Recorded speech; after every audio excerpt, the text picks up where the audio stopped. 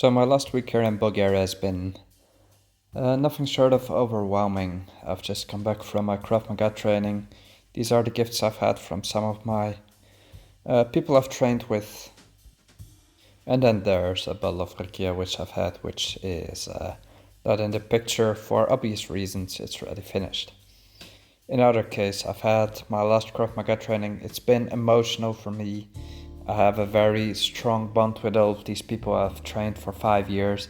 People have come, people have gone, but I've been pretty much the constant for these 5 years, where I'm currently one of the oldest students in the club. I've obtained my orange belt, which you can see right there. And now I'll sadly have to leave, and I'm not even sure I can continue training with the same federation in Warsaw, because I'm not sure there's a guy there, but I want to continue training Krav Maga. If there's any advice I can give anyone in a foreign country, just join some martial arts club where you're in close contact with people, you have so much fun, make friends very easily, because it's a shared sort of journey. It's very intense in a way. I have my whole social circle from this club, essentially. I just continue with some other footage. So it's Sasha, my best friend, is from there. Peter, my other best friend, is from there. Sasha actually drove me home last week, and I forgot my sort of Russian fur hat in the back of his car. And I said I forgot it, and then he said, yeah, I'll bring it next training, but he said he would keep the hat hostage just so I wouldn't leave to Poland. So then I was in the room, I was preparing my stuff in the dojo, in the training room. Suddenly he puts the hat on my head, and he says, Merry Christmas, bro. And I just almost wanted to cry, because I'll miss all of these fabulous people. Peter I've been having drinks with, I've been doing lots of Bulgaria journeys or 2 road trips with him this summer, for which I still need to edit and upload the videos. I've had such an emotional past 6 months. I've grown very strong relations with all of those lovely people.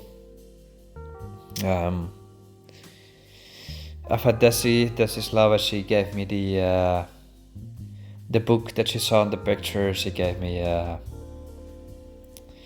the shower gel as well. Cedric, my trainer, I give him some gifts as a thank you, and then he gave me an Apocalypse kit and a box of Merci.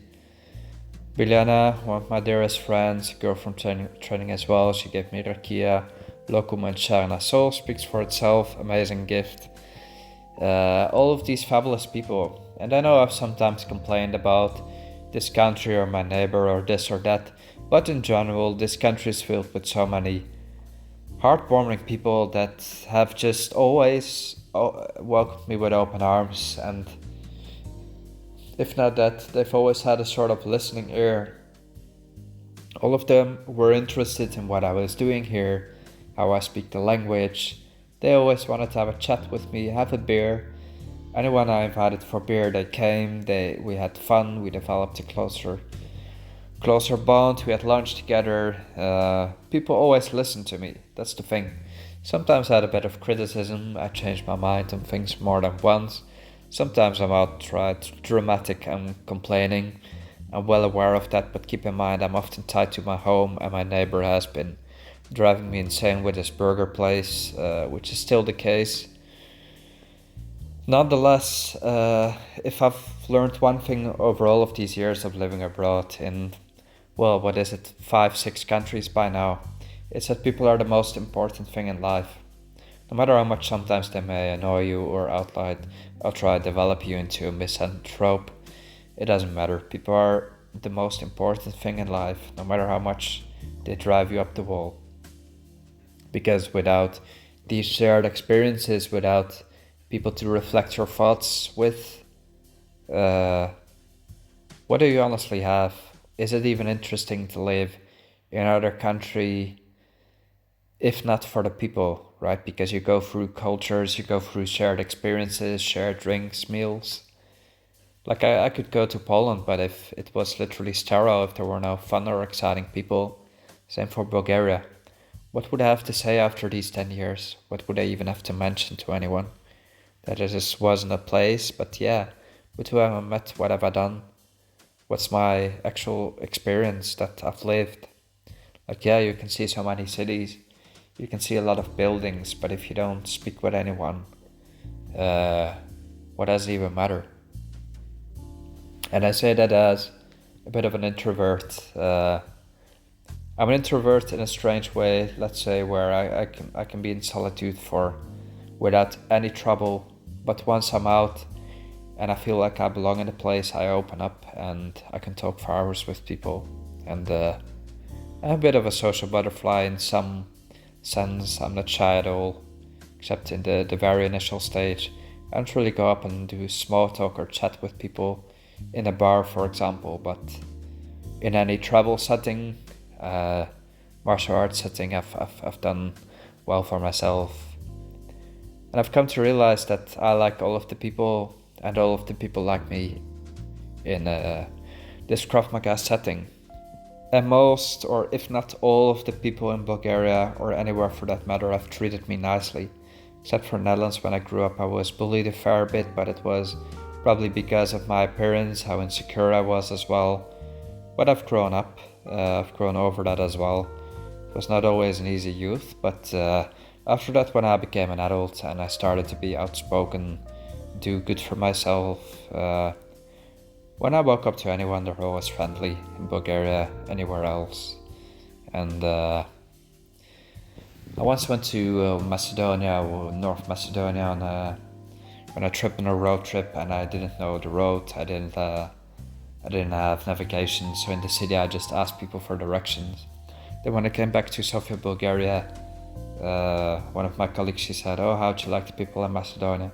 I said, "Oh, they were fabulous. They were very friendly." I was speaking Bulgarian oftentimes, and then they said to me, "Oh, you speak great Macedonian," which alludes for the fact that the languages are quite similar, if not, according to some people, identical.